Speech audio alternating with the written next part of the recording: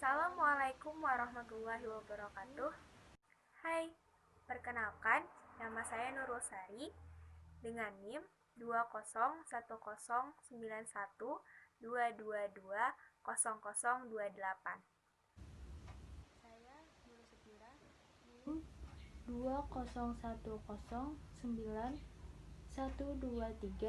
201099123200011. Kami dari Kelompok 17 Prodi Kesehatan Masyarakat Fakultas Kedokteran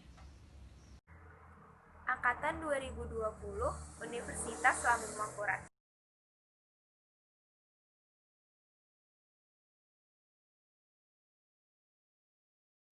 Format makalah ilmiah Kelompok 17. Apa sih makalah itu?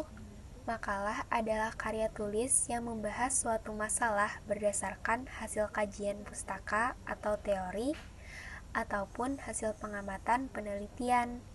Sedangkan makalah ilmiah sendiri merupakan salah satu jenis dari berbagai bentuk makalah. Makalah ilmiah umumnya dipakai bagi karya tulis hasil studi ilmiah yang berisi masalah dan pembahasan. Makalah ilmiah biasanya ditulis sebagai suatu saran pemecahan masalah secara ilmiah. Tentu, penulis makalah ilmiah memerlukan studi kepustakaan dan referensi yang dicantumkan. Untuk membuat format makalah ilmiah yang baik, tentunya kita harus mengetahui dong proses atau step yang sesuai, bukan? Nah, ada 3 proses penyusunan makalah. Yang pertama, persiapan, yaitu mengumpulkan dan membaca buku-buku untuk memilih dan menentukan topik, membaca buku-buku yang bersangkutan untuk memperluas pengetahuan dan pemahaman topik, serta menyusun dan mengembangkan kerangka. Yang kedua, ada penulisan. Step ini menguraikan atau mengembangkan dari kerangka makalah menjadi berbentuk makalah, serta ada pemeriksaan atau revisi. Kenapa harus direvisi? Untuk tidak terdapat kekeliruan dalam makalah yang kita buat. Lanjut, ada pertimbangan dalam memilih topik. Yang pertama, topik harus bermanfaat. Jadi, kita tidak sembarangan dalam membuat topik pada makalah. Tentunya bukan topik yang memuat unsur negatif. Manfaat dalam makalah harus ada, baik untuk diri pribadi ataupun bagi orang lain. Yang kedua, menarik dan sesuai dengan minat penulis. Yang ketiga, topik harus dikuasai penulis agar isi yang disampaikan tidak dangkal atau tulisan yang dibuat-buat, serta tersedia sumber informasi dan bacaan. Kemudian ada struktur pembuatan makalah yang berisi bab 1, pendahuluan. Ada latar belakang, permasalahan, tujuan, metode pengumpulan data, dan sistematika. Di bab 2 berisi pembahasan. Kemudian di bab 3 ada penutup yang berisi simpulan, saran, dan daftar pustaka. Kemudian selanjutnya lampiran dalam makalah. Lampiran merupakan data atau pelengkap hasil olahan yang terpajang pada penulisan tugas akhir yang meliputi halaman sampul, halaman judul, halaman pernyataan orisinalitas, halaman pengesahan, kata pengantar, halaman pernyataan setuju publikasi ilmiah, abstrak, dan selanjutnya ada daftar isi, daftar gambar, penulisan kutipan, daftar referensi, prosedur pengumpulan tugas akhir. Yang disilang di sini dimaksudkan boleh ada dan boleh tidak ada. Nah, selanjutnya beberapa hal lain yang perlu diperhatikan dalam makalah, yaitu kertas A4, kedua jenis font, yaitu font Arial dengan ukuran font 10.